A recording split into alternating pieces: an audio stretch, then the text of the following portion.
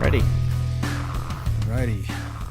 Welcome to the Jam. We're here to talk about the episode 3 of the Rings of Power, and then we'll probably branch off into some other things. But let's go ahead and dig into that and tell me what you thought of the third episode, Mr. The Rings Crash. of Power, Mr. Church. So, yeah.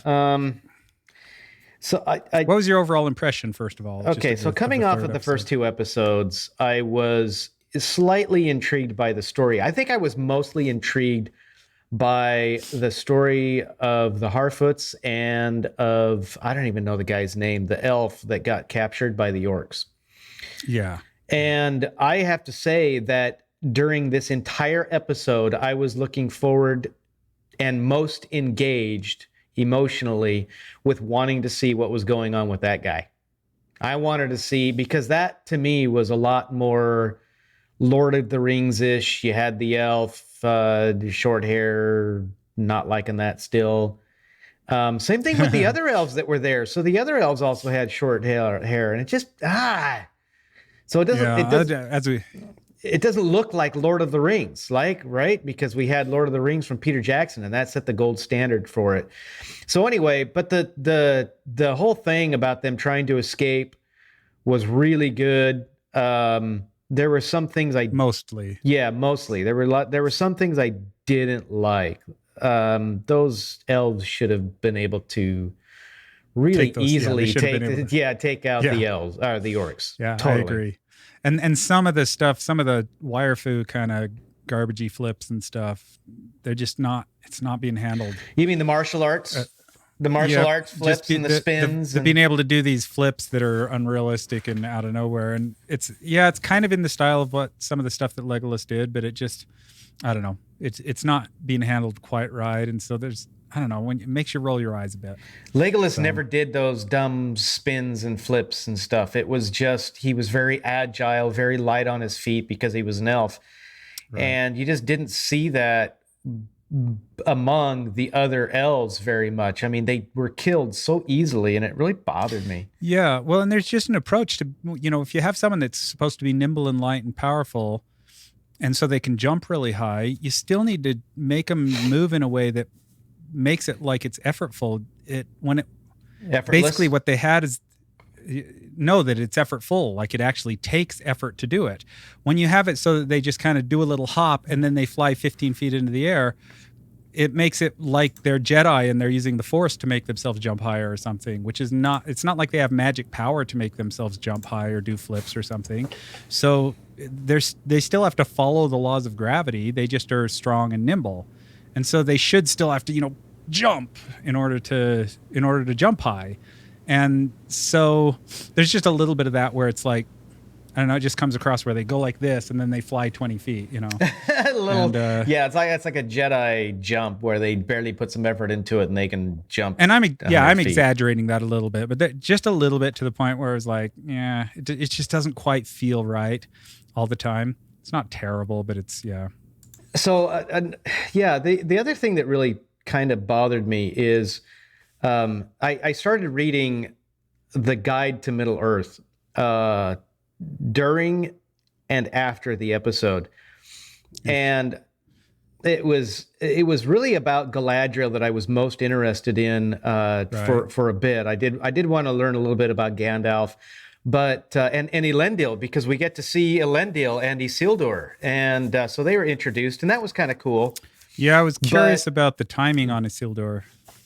I've looked that up and see how accurate that is, because to me it felt like, wait a minute, when they forge the rings to when Isildur cuts the ring off his finger, isn't that a long time? But maybe not. It's supposed to be a long time. I don't know. Well, Isildur was killed, and I think it was like 32 something of the Second Age, and Third Age. Was it the Third Age? I think so. I thought it was the Second Age. No, the Second Age is, okay. Maybe it is the Second Age. Well, regardless. We shouldn't say things that we don't know what we're talking about. We'll just embarrass ourselves. I just read it, but I just don't remember. Yeah, I read it. Exactly. I just can't remember it all. There's so much to it, unless you're really a Tolkien lore person. Gosh. Yeah, forget it. I think if you've got the Guide to Middle Earth or the Silmarillion memorized, then you are way more qualified to speak about these things than we are. We're just Maybe. fans. Yeah, it's We not. just I don't know that we're that's. just fans. I don't know that knowing that much about things is relative to whether it's a good show or Well, I not. think that yeah, they probably would hate it a lot more than if Exactly. that was the Yeah. case. Because if you're so into it that you want all the details exactly right, you're gonna be let down. There's no getting around it. Right, exactly. All right. So anyway, I noticed in when I was reading about it that Galadriel was supposed to be really tall. Yeah, she's and short. that's why Kate Blanchett. I mentioned yeah, that Kate Blanchett to my wife. really fall. Yeah, she really Kate Blanchett really filled that role very nicely. And yeah, when she was standing next to the Numenorians, and the Numenorians, tiny. yeah, they're supposed to be tall too. They're supposed to be a tall race, but yeah, the elf, she should be as tall as them. Yeah, and so I was also kind of really not happy about the fact that there was a woman who was leading the people of Numenor. However, in the Guide to Middle Earth, they do talk specifically about how at a certain point the heirs to the kingdom of Numenor would be either male or female. Right. So this isn't something new to just this show. That's something that was already written previously. So yeah. So I had less of a problem with that. But what does bother me is a little bit of the wokeness about it, because I don't know if you noticed that every single subject is white. No, I didn't specifically notice that. I did. I did. As far as just the wokeness in general, though, it's kind of on the nose that they're trying. As far as the racial diversity thing goes, obviously everybody's noticing that and stuff. That's something I've had to kind of almost consciously put aside and not let it bother me, just because it's there, it's going to be there. There's nothing I can do about it, and I kind of consciously decided to not let that in and of itself be a major problem for me. Even though in an ideal world, I like the idea of it being more like the Lord of the Rings should be, and that mythology that J.R. Tolkien created, but I can let go of it. So, well, okay. So racial diversity doesn't bother me. It's the fact that no, it's forced racial diversity. Yeah, it's the forcing. The only person of color in Numenor is the queen, and everybody else was white. And so that to me seemed that didn't really come off. across to me. But yeah, I could see the point for sure. And you'd never know. I mean, that could be coincidence, or it could be intentional that they were trying to have a message. But I mean, just throw some other throw some other people of color in there. Put if you're going to be racially diverse, then be racially diverse. Don't make one. Don't make all the leaders black and all that. Yeah. All exactly. the powerful people, women, and all the people who stink at everything are men. No, it doesn't. After reading that in the Guide to Middle Earth, that any heir to Numenor could be male or female, I stopped worrying about it. I was like, okay, that's totally in line with the books. I'm totally okay with that. It was really cool. I will say this: that when they started going through the water, and they're going past all of the carvings in the sides of the cliffs, and they're seeing all these massive. The visual of Numenor statues when it first showed it too was fantastic. Was great. Yeah, that was cool. Was really good. And styled after Gondor, or Gondor was styled after it. So the fact that it was styled the same as Gondor was really cool.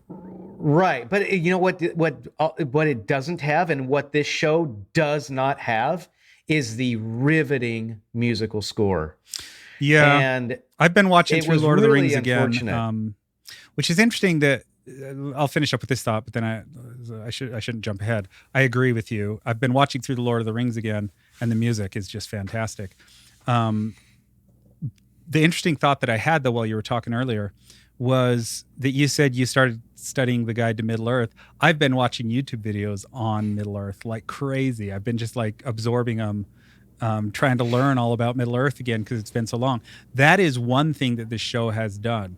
And there's two things I have to say about that. The first is it's cool because it's gotten me back into Middle Earth. Now, I'm not a major Middle Earth fan like some people are, but it is kind of interesting, what Tolkien did with his mythology is really, it's so in depth and so interesting. When you say that's one thing this show has done, you mean that it's encouraged you to look at stuff like that. Exactly. Okay. But then the downside of that is then I've been into Middle Earth again, and then I go back to the show, and my rating out of 10, not just for this show, but for the whole series, I think we agreed on 6 out of 10.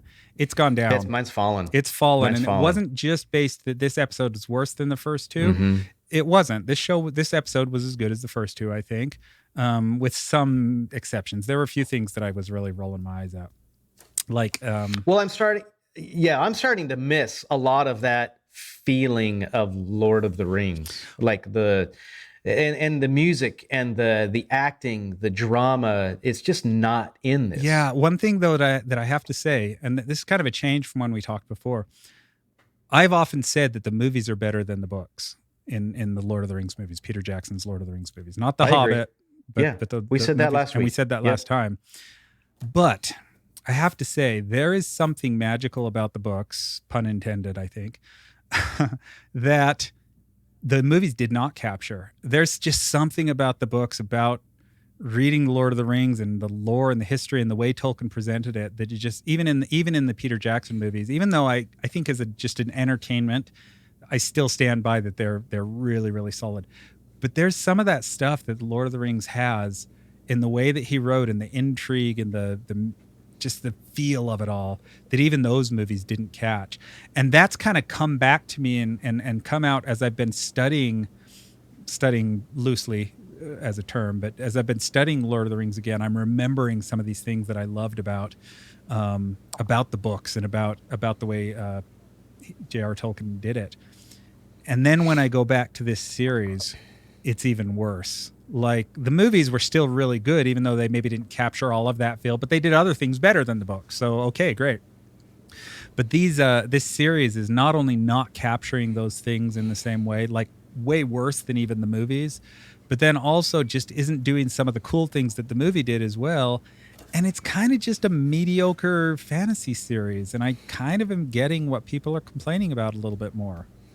You know what I mean? Yeah, there were actually some reviews that said that it was just you take everything combined and it doesn't feel like Lord of the Rings. It doesn't look like Lord of the Rings. It doesn't sound like Lord of the Rings. It's just a run-of-the-mill fantasy film or series, which I don't fully agree with. There's definitely things that look like they did a good job on some of it that does look like the movies and stuff. Well, Numenor definitely fit that, and the orcs look like orcs, and it's cool what they've done with the orcs. I actually like the practical effects and stuff for the most part.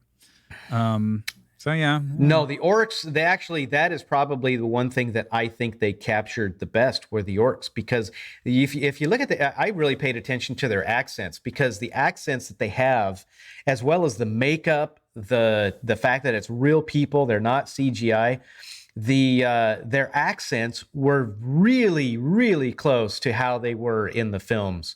And I really am glad that they tried to capture that as best as possible. They're not as dark as I wish they would have been. Yeah, they seem like they're a little more pale skinned. Yeah. You mean physically dark? Okay. Yeah, I thought you meant dark feeling. No, yeah. No, dark feeling. I think for the capturing of characters in this series based on what we already know from the films, because we have to compare it to that. Because right, but they're still not. Why I thought you meant dark. Other, like feeling dark is because if you when the orcs first attack them in Moria, and showing the orcs and all it's actually legitimately creepy. Like and these orcs are not that dark as far as what I thought you meant. That's exactly what I mean. Yes, yeah, no, that is what I mean. I mean that they are physically their skin tone is not as dark as what we saw. Even the very beginning of I don't think we Fellowship of the communicated Ring. Totally clearly there, but that's okay. Even the very beginning of Fellowship of the Ring, where Galadriel is talking about the history of the rings, and they're on the steps of Mount Doom, and they're having the big giant battle against Sauron. There were the orcs, and as soon as they showed them, like, they were all fairly dark skinned. Right. And I thought that was a really unique thing. And so then of course, a lot of people would translate that as being racist. So No, he set the tone. That's all I'm saying is he set the tone, and then he went back and he changed it. In The Hobbit, it was really like, okay, wait a minute. We had these characters that were already set up as being having a certain look. Now, Peter Jackson could have started with Lord of the Rings and had them be the exact same skin colors that they were in the Hobbit films, and I wouldn't have thought anything different of it. I would have been like, okay, that set the tone. And then let's say that he goes back into the Hobbit. Right. He makes the Hobbit later, and then he says, okay, well, they're all dark skinned now. Like, could you imagine the backlash he would have had? And again, Right. I would not have thought. I would have thought, wait a minute, It's a tone they issue, don't look yeah. like orcs. Well, and exactly, Yeah, and it's like also orcs. it's not what you're saying. Even beyond that, it's not actually a racist thing. Even though what some people would take, okay, you made the bad guys all dark skinned, that's racist, but it's not. It's the implication is not that they're bad because they have dark skin, or that the dark skin has anything to do with why they're the bad guys. They're bad guys because they're orcs and they're murderous and they're bloodthirsty. And the fact that orcs look a certain way or not is not related to the race of real humans, but it could be taken that way, and some people would, take it that way for sure and stuff. So, but well, I just want I just would like for them to stop. I would like for them to stop reimagining things. I would like for them to go in and this again, the same comment was made last week. They built this thing up to be taken off of the films because of the popularity of the films.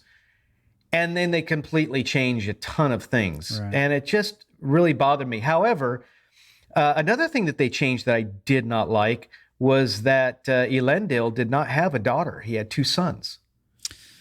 And in this, they decide, let's make one of the sons a girl instead. Yeah, I wouldn't be aware of that sort of thing. I suppose I come across it. I read about that. And then it bothered you when you came across it? I did not like it. So even the reimagining. At first, I thought, okay. Sorry, go ahead. Well, hold on a second. I really wasn't. I wasn't really upset about it until I was reading on Elendil, and that's when I found out. Okay, so he's supposed to have two sons. It makes no mention whatsoever of a daughter.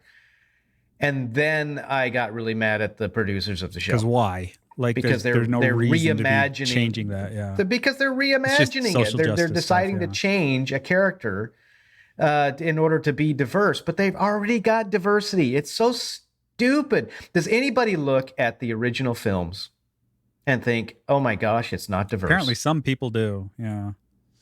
Well, they're idiots.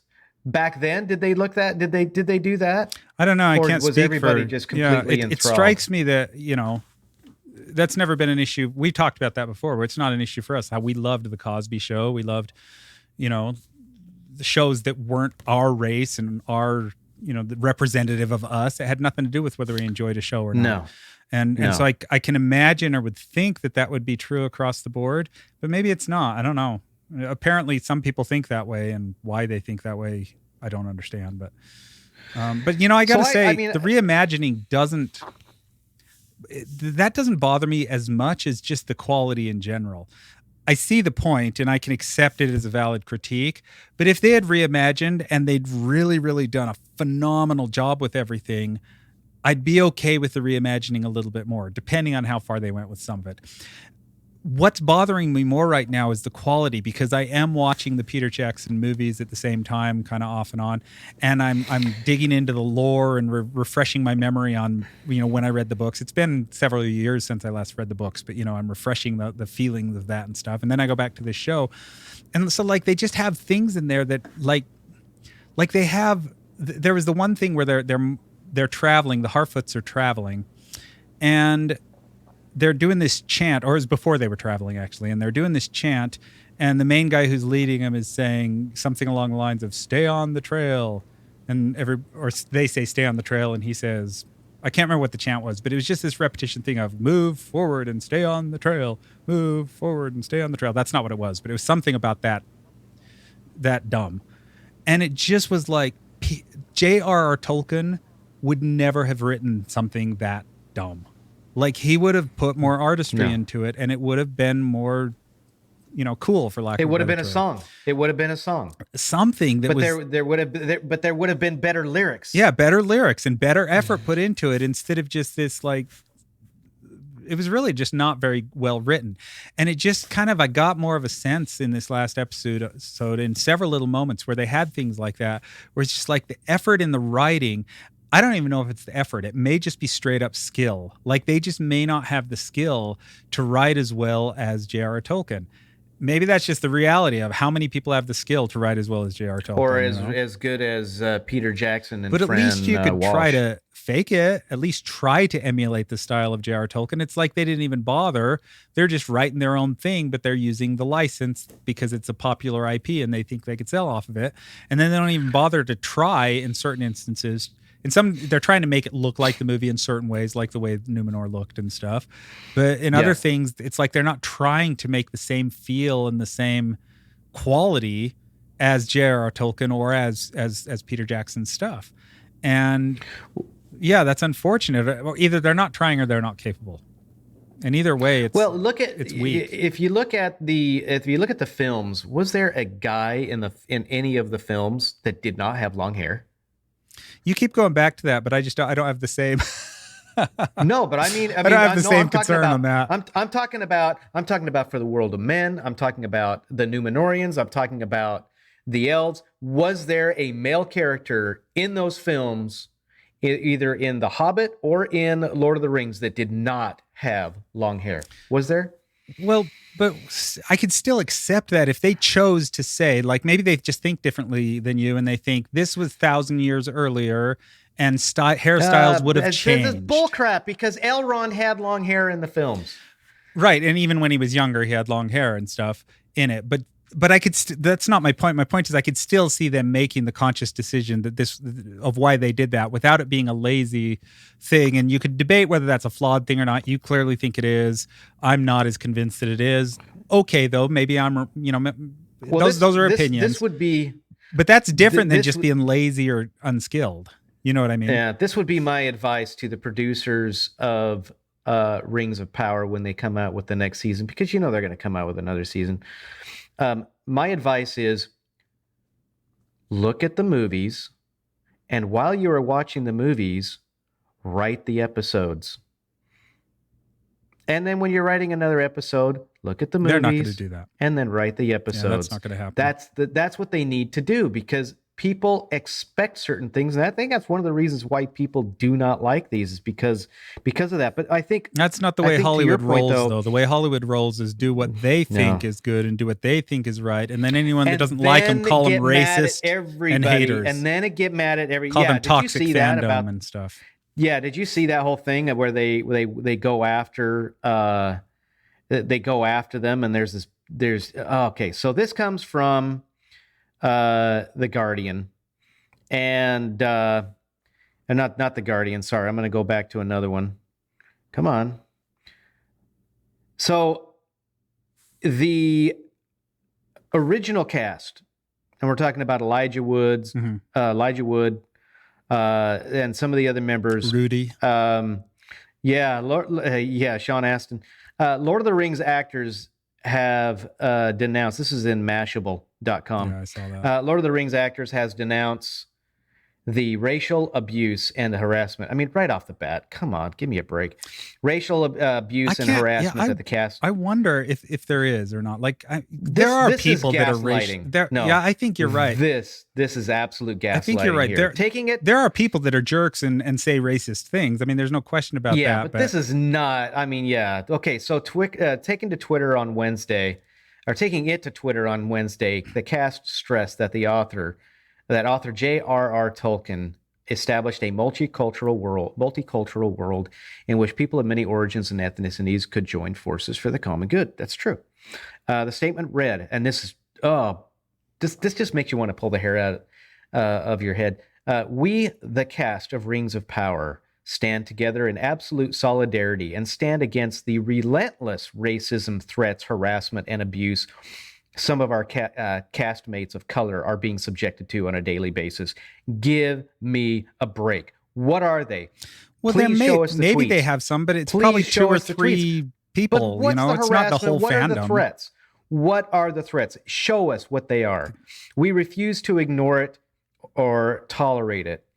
J.R.R. Tolkien created a world which, by definition, is multicultural, a world in which free peoples from different races and cultures join together. Now, let's He did, but he represented in them fellowship to defeat the forces of evil. Okay, so yes, he didn't represent those races through skin color, though. Yeah. No, he didn't. He represented him through DNA. Like they were, you had the hobbits, you had the elves, you had the world of men, you had the dwarves.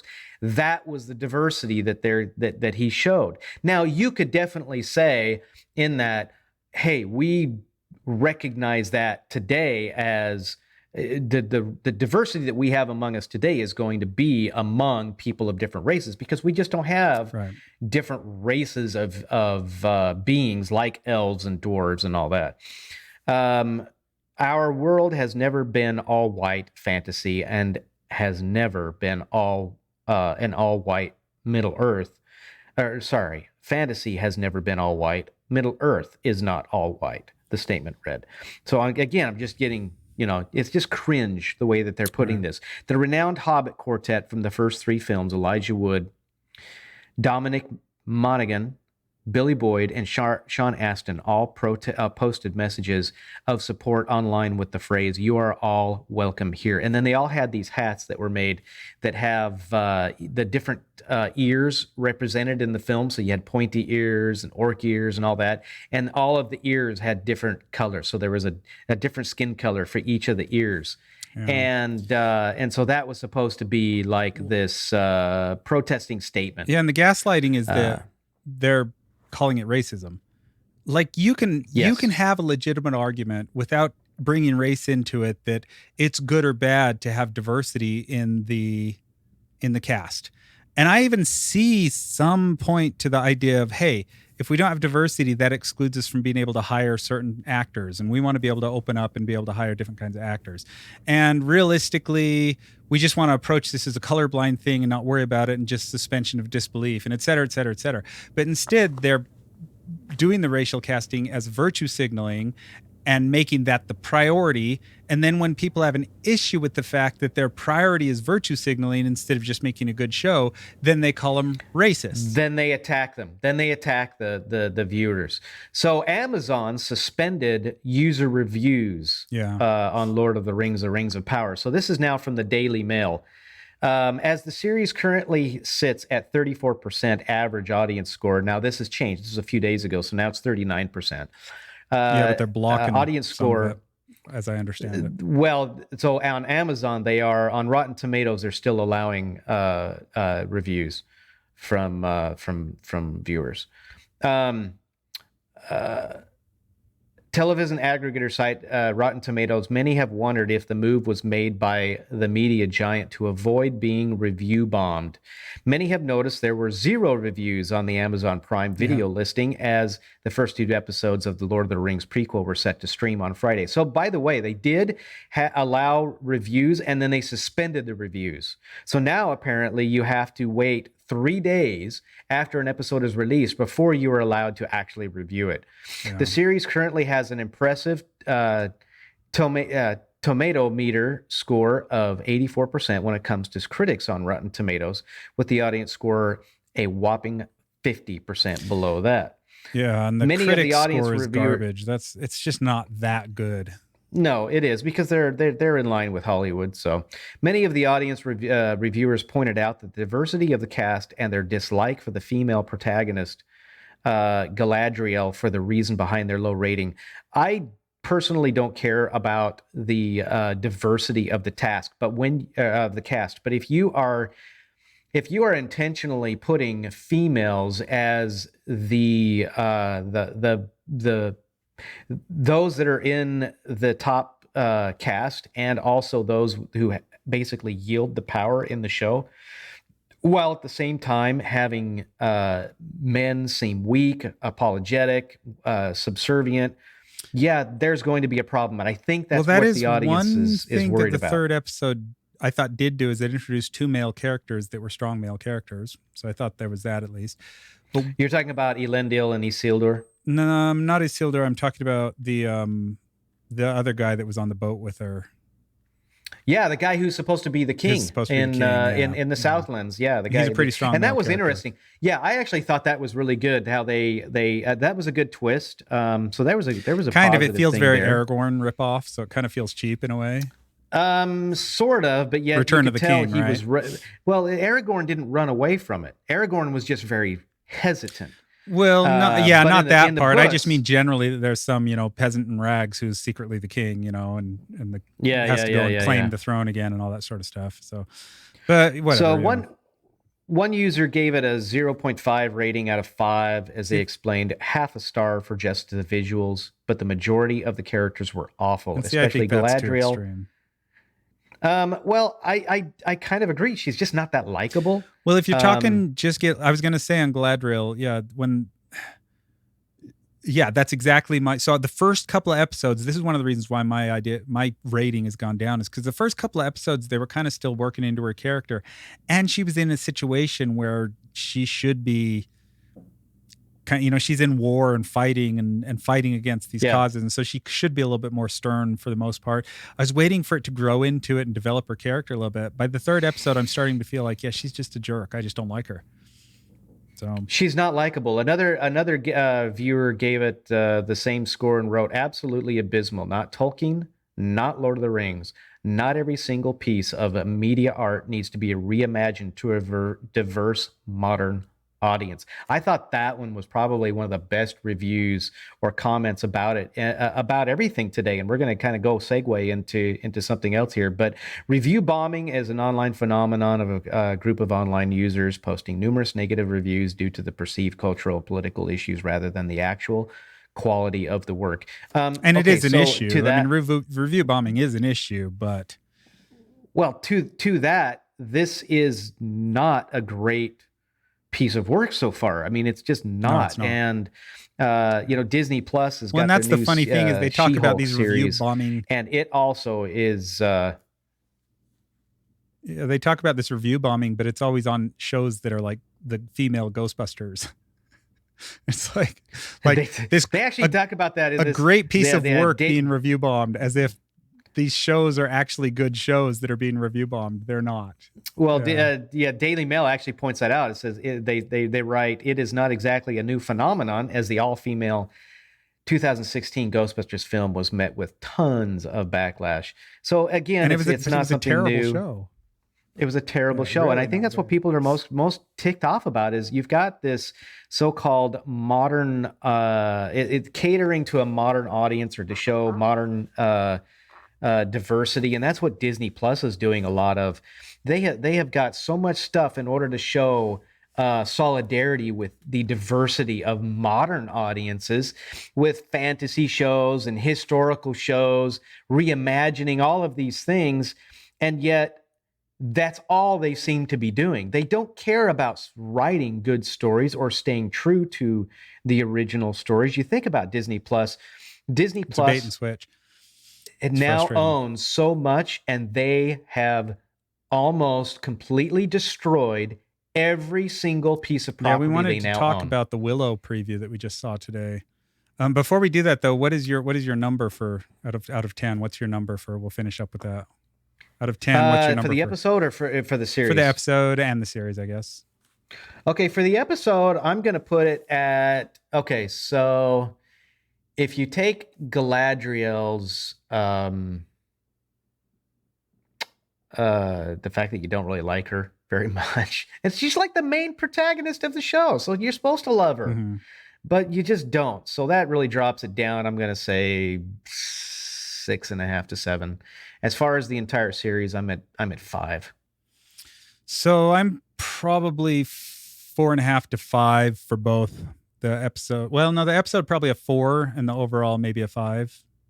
Oh, really? That's a lot lower than I was. Yeah, the episode had some flaws. On the episode. It just had some flaws. It had enough flaws to drop it down for me where, yeah, there were some things that were cool and that I liked and stuff, but I was too aware of some of the flaws this time where I just it bothered me enough that, I don't know. I actually wonder if I'm being influenced by all the negativity, so I'm being more critical in that regard, but I don't know. It is what it is. That's the way I felt. So, yeah, so we're still pretty close where we're around 5 on it. not as hateful as some people. It's not a 0.5 star. I think that's kind of too extreme. No, I'm not feeling about the Rings of Power the way that I feel about The Last Jedi. No, by any stretch. Yeah. No, the Last Jedi, But it'll get there. That's my prediction. It'll get there. Give it a couple more episodes and we'll get there, and then we'll all start. It could hating be, it maybe they'll bring in like a Rose character, or they'll have some subplot that is just about as pointless as it was when Finn or and introduce Rose go off to Vegas in space. There's rumors that they're going to turn Elrond. They're going to have Elrond to be gay, stuff like that. So just some social justice garbage that they're going to stick in, and so we'll see what happens. But of course, because that's what they do. And that goes back to this whole thing with Willow. Yeah, what'd you think of that trailer? So the new trailer came out. I was really glad to see Saoirse that was cool. in it. I was really happy about that. But what I did notice, what really stuck out to me, was the fact that apparently most of the new companions that Willow's going to have are female. Female, yeah. And again, it's just this same stupid thing that Disney is doing. It wouldn't be a problem in and of itself, kind of maybe a little bit, but it's not really a problem by itself, except that in today's culture, it just comes across as this social justice, women power, girl power stuff, and it feels false. It doesn't feel good. Well, we know the motivation of Disney. Right. And that's what makes it, that's why it's so obvious what they're doing, because their motivation is to show that. I am extremely ticked off that they've got this trans character in Willow. Well, I don't know if it's a trans character or not. It's just it's the first trans actor cast and stuff. And if they don't point it out or make an issue of it, I could let it, it won't bother me if I don't notice it, I don't care if someone. Okay, but do you have faith that Disney's going to do that? Well, see, that's the thing. So a couple of things. First of all, I think Disney's completely gonna. I should preamble my thoughts by saying, and I've told you this before, but since the audience listening wasn't there, I'll repeat myself. Willow is one of my greatest passions as far as entertainment goes from my childhood. I loved Willow. Mm-hmm. Love Willow. It was more dear to me than Star Wars. I think it and this movie Silverado are probably my two favorite movies growing up as a kid. I just love Willow. So you know what mine were when we were that old? It was The Princess Bride and Willow. Those were the two that I watched over and over and over and over again. Back then, back in the 80s, you had to, if you got ever like a free weekend of HBO or any of the movie channels on TV, we would record the films. We'd put in our VHS tape and a blank VHS, and we'd record the shows. And so we had The Princess Bride and Willow back to back on the same VHS tape. And I used to watch those. And at the end of The Princess Bride, you had the music from the credits. And then as soon as it was over, I immediately expected the music from Willow to show up. Speaking of great music, and loved music. Really awesome. Which is one of the things about the trailer that had me so... It's because the music was there, but reimagined in a good way, though. So another great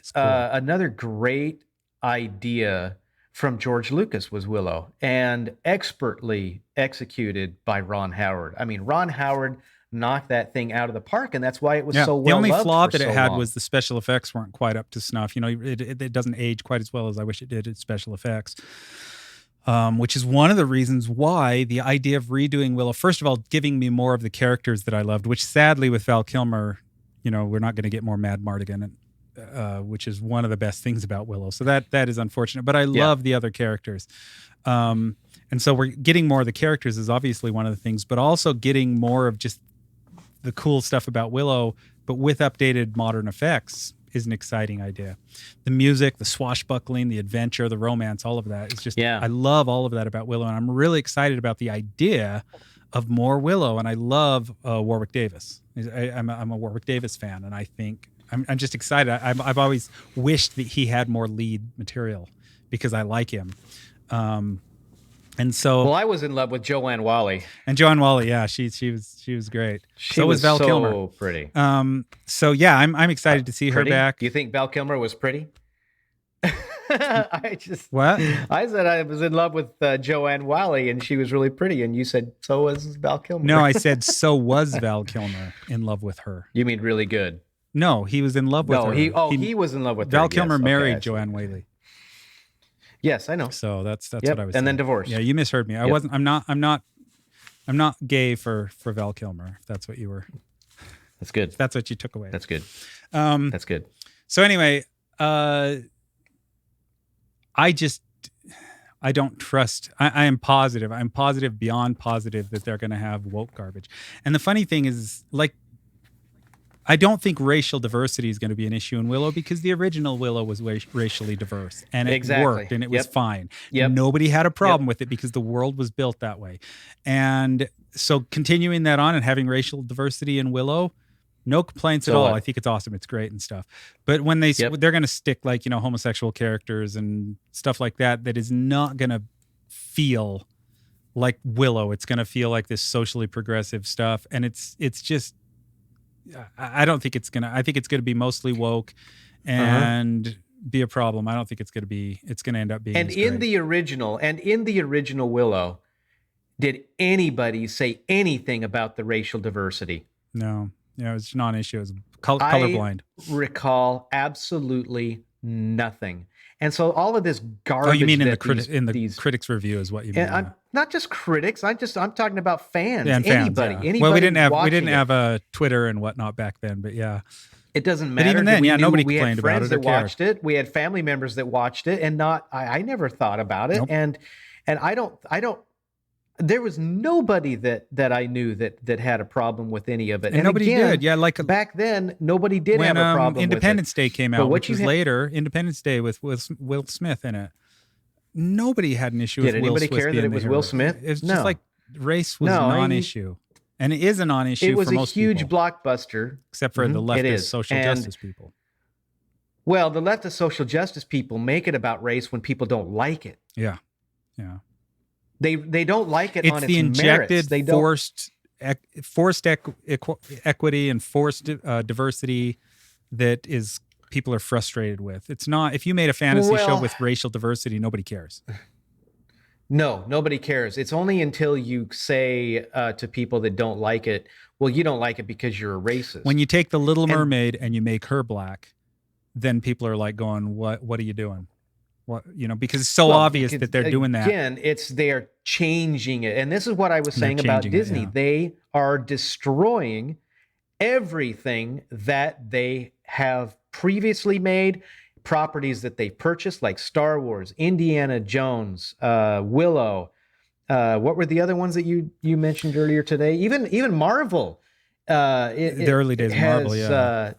In the early days of Marvel, was no big deal, and then right towards the end, that's when they started doing the whole thing with diversity and and all of those movies that have been my favorite movies, they all kind of have that same sort of heroic sort of swashbuckling kind of feel to him. I love Han Solo, I love Mad Mardigan, I love even like you get into Back to the Future, Marty McFly, sort of things, and Ghostbusters, Dan Aykroyd and the other guys, and these are my favorite movies and stuff. You cannot make movies like that anymore.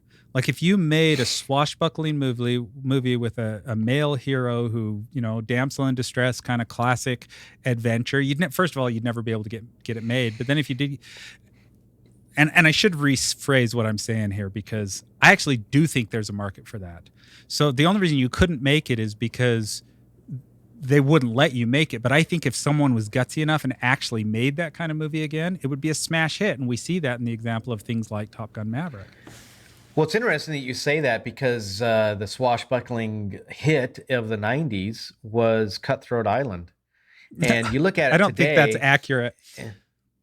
Yeah, I think Well, what I think that when may I have say it been was your mind. I okay. think it actually did quite poorly, Okay, it and actually people hate wasn't a that hit. It movie. was actually bombed. Yeah, It actually bombed bombed. exactly. But so I mean, I loved the film Yeah, for the musical score. I actually really enjoyed the film. I used to watch it all the yeah, I time. did too. And then I found out And people but hated it, and I was like, really? But it didn't bother me people that hate it. people hated it. It wasn't until uh the Pirates of the Caribbean, the first one came out, The Curse of the Black Pearl. When that one came out, and then I went back and I watched Cutthroat Island, I thought, It doesn't live up. uh, because when I heard of Pirates I of the still like it Caribbean, though. I thought this is going to be silly. It's not going to be as good. This is what I thought. It's not going to be as good as what I think Cutthroat Island was. And then Pirates of the Caribbean came out, and then all of a sudden it became the other way around. Like Pirates of the Caribbean is so much better than Cutthroat Island. And now I Yeah, watch Cutthroat Island, and I am just you like, kind of see it. that Yeah, is the biggest freaking bit of corn crap. I'm so glad that it bombed. that's funny.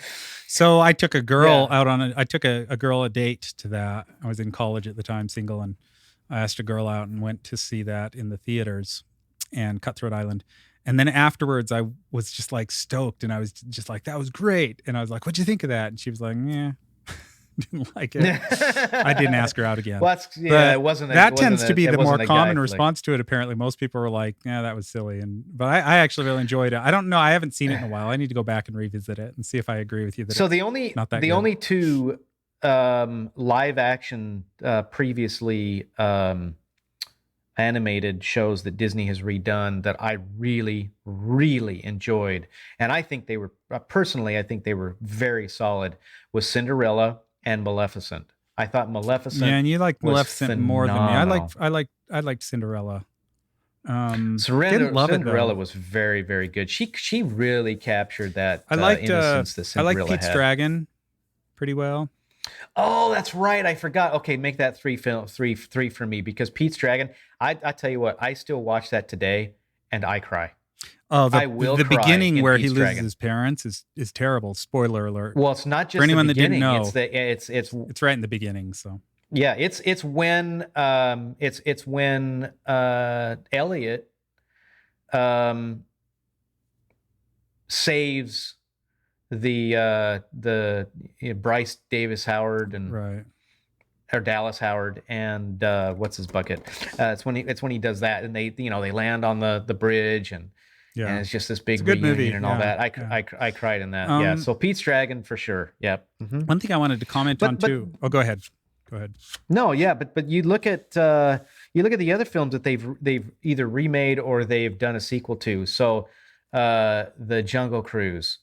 I couldn't even get through. It was terrible. I don't even think I watched 45 minutes of it. Yeah, it was I terrible. turned it off. It was so bad. And then the other one that I thought was just That's not a remake. abysmal. But, No, it's not a remake, but it's a reimagining, right? yeah. Was Mary Poppins 2. I haven't seen that one yet. It was so bad. Is it? It's not worth it. It's horrible. I still want to check it out. None of the magic. It has none of the magic of the original. She's not even that likable as Mary Poppins. And that's what I loved about the original. Mary Poppins was awesome. Bert was awesome. Julie Andrews had an interesting skill to be like Mary Poppins shouldn't have been likable. She was kind of, strict and she wasn't the kind of person that you think was jovial or fun or anything like that. But and yet she played it in such a Disney. way that she was still very likable. Mary Poppins was a likable Well, it was character. Disney in the 1960s. Yeah. It was Disney in the 1960s. It was so, But I could see so good. I could see getting that wrong, where you're trying to play that same sort of character, but you don't have the same ability to pull it off as Julie Andrews. And so you come across as unlikable. No, but I haven't seen Julie it, so I'll have Andrews to take really your word was. for it. Well, she really was larger than life. Julie Andrews Right. was. So it was so. I mean, talk about a role that's really hard to get into, and it's so they just keep hitting duds.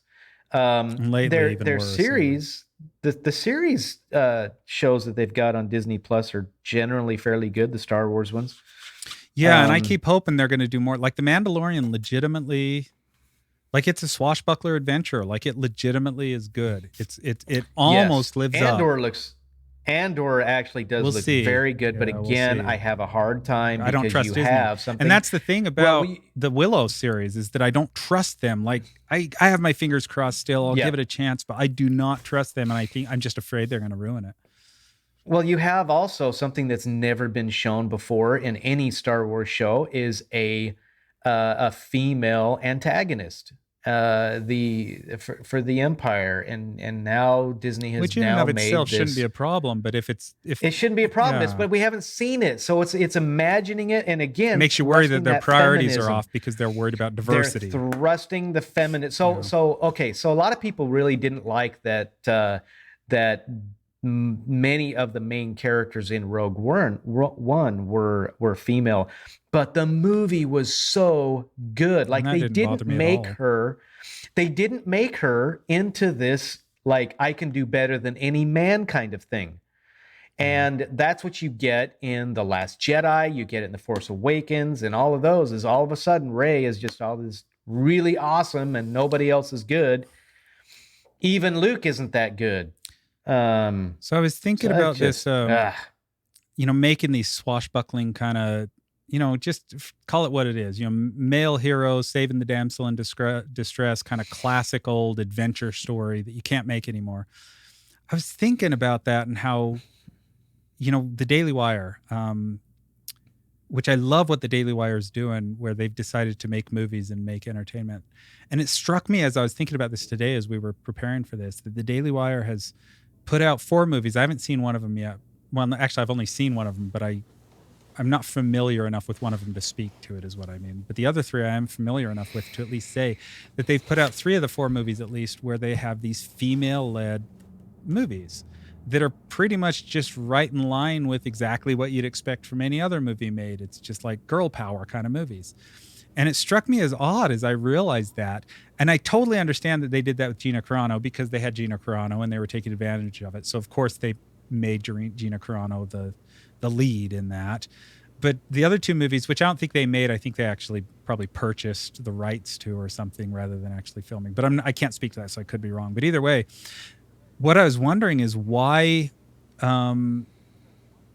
they haven't taken on themselves of doing the classic old, the kind of things that we actually crave, like give us Han Solo and Mad Mardigan and that sort of thing. That's the core audience that the Daily Wire has. Indiana Jones would love something created of that sort that you're never going to get from Hollywood again. So that's really my hope, is that they, and they're just getting started, so I could be forgiving of them. I was watching a little bit of a, after I thought of this, I looked it up, and I just pulling up his name. I had it right here. Anyway, one of the guys from The Blaze was talking about it, and Jason Whitlock. Oh, thank you. Jason Whitlock was talking about it, and he was really going hard at the Daily Wire, and I think he was a little bit unfair in how hard he was going at them. They're just getting started. They just are buying properties. They just developing things and stuff. And so I could be a little forgiving of that, and not expect them to come out with Indiana Jones right out of the gate. But I really do hope, I'm hopeful that they get a sense of that and that they understand what their core audience is really going to love, because I would love a legitimately true another Willow to be made, something that was swashbuckling Mad Mardigan Willow, and the female characters weren't weak. Princess Leia wasn't weak. Saoirse wasn't weak.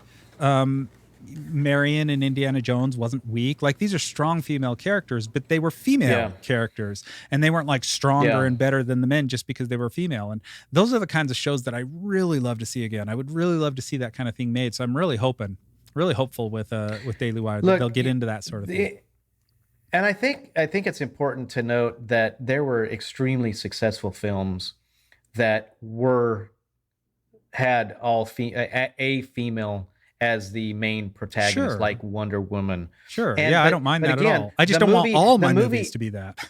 But see, here's the thing. The movie is called Wonder Woman. It's not called something else. So you have Wonder Woman. We all know that she's a superhero. So that's what we expect to see. We went and we saw it, and that's what we got.